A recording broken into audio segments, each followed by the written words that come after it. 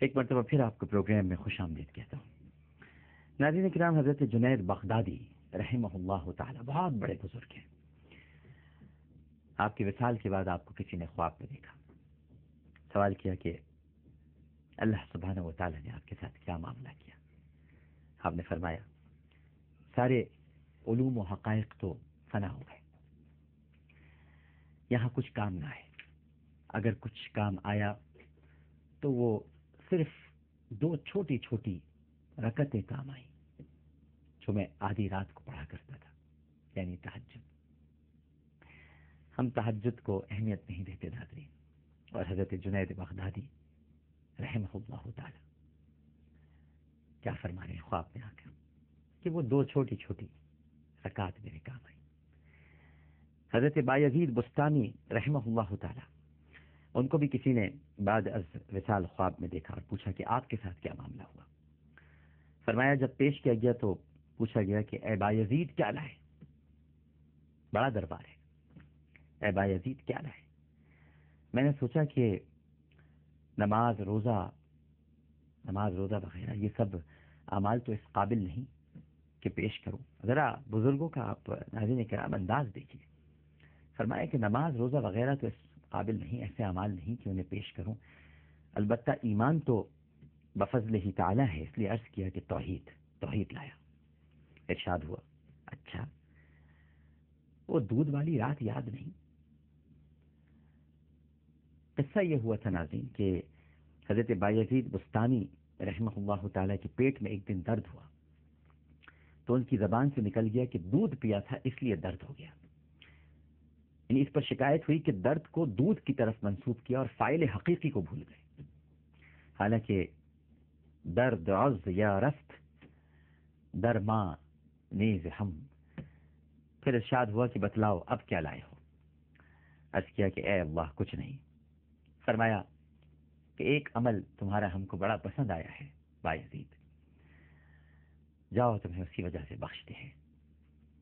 ایک مرتبہ ایک بلی کا بچہ سردی میں چچر رہا تھا، تم نے اس کو لے کر اپنے پاس لٹا لیا اور ساری رات وہ تمہارے پاس لیٹا رہا اور تم اس چھٹرے ہوئے بچے کو اپنے پہلو میں لٹا کر گرمی دیتے رہ گئی تمہاری بزرگی اور تمام حقائق۔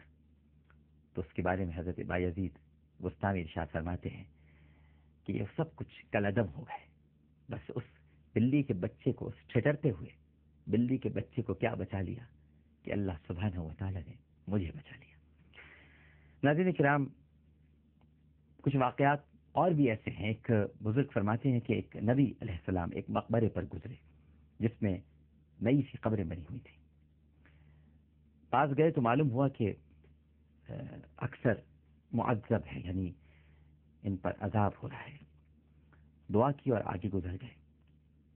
کچھ عرصے کے بعد جب وہاں سے دوبارہ گزرے تو قبریں شکستہ ہو چکی تھی۔ جب پہنچے وہاں پر تو معلوم ہوا کہ سب کے سب مغفور اور روح و ریحان میں ہیں۔ حیرت ہوئی اور جناب باری میں عرض کی کہ اے باری تعالی، مرنے کے بعد ان کا کوئی عمل تو ہوا نہیں، تو پھر مغفرت کا سبب کیا ہوا؟ اللہ سبحانہ و تعالی نے ارشاد فرمایا کہ جب ان کی قبریں شکستہ ہو گئیں اور کوئی ان کا پوچھنے والا نہ رہا تو مجھے ان سب پر رحم آیا اور میں نے ان کی مغفرت کر دی۔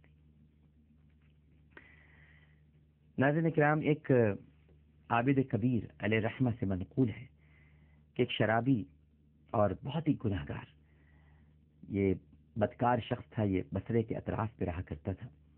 اس کا انتقال ہوا تو چونکہ پورا ہی گاؤں اس سے ناراض اور بیزار تھا، کوئی شخص اس کا جنازہ اٹھانے اور نماز جنازہ پڑھانے کے لیے نہیں آیا۔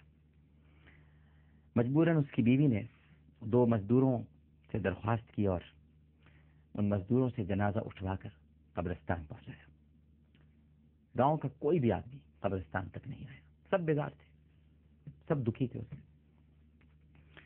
اس گاؤں کے قریب ایک پہاڑ پر ایک بہت بڑے بزرگ اور بہت عبادت گزار زاہد و عابد رہا کرتے تھے۔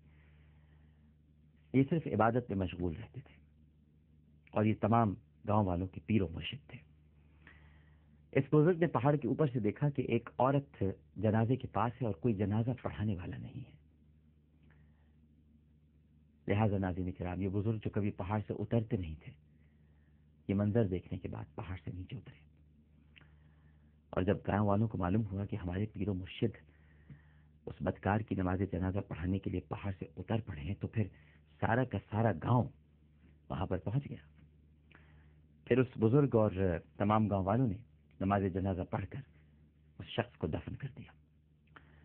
بزرگ نے بتایا کہ میں سو رہا تھا، میں نے خواب میں دیکھا کہ ایک عورت جنازہ لیے بیٹھی ہوئی ہے اور کوئی نماز جنازہ پڑھانے والا نہیں ہے.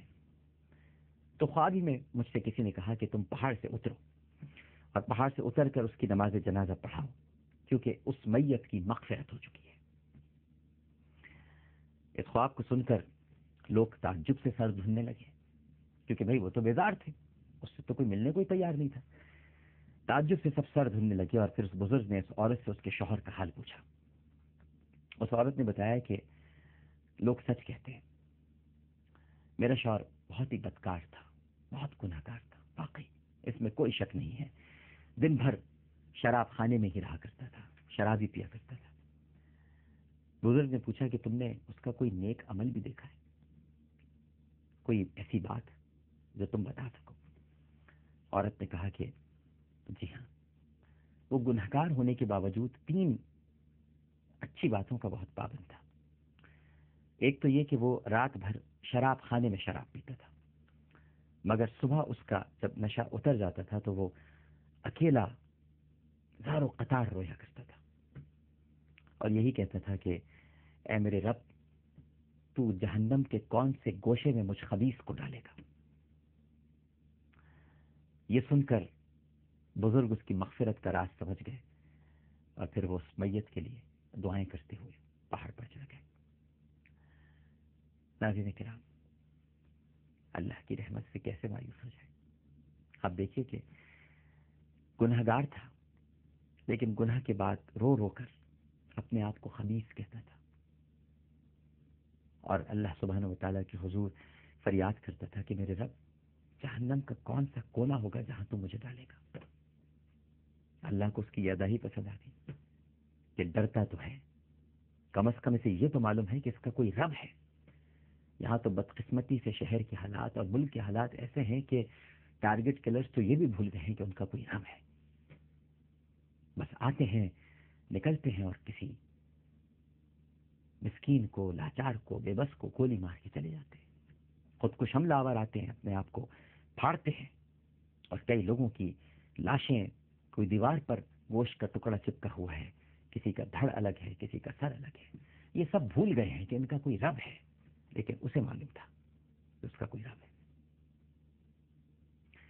اللہ تعالی ہم سب کو توبہ کی توفیق عطا فرمائے.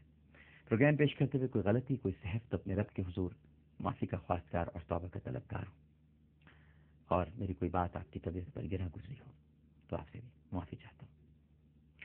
انشاءاللہ زندگی رہی تو کل اسی وقت، اسی چینل اور اسی پروگرام کے ساتھ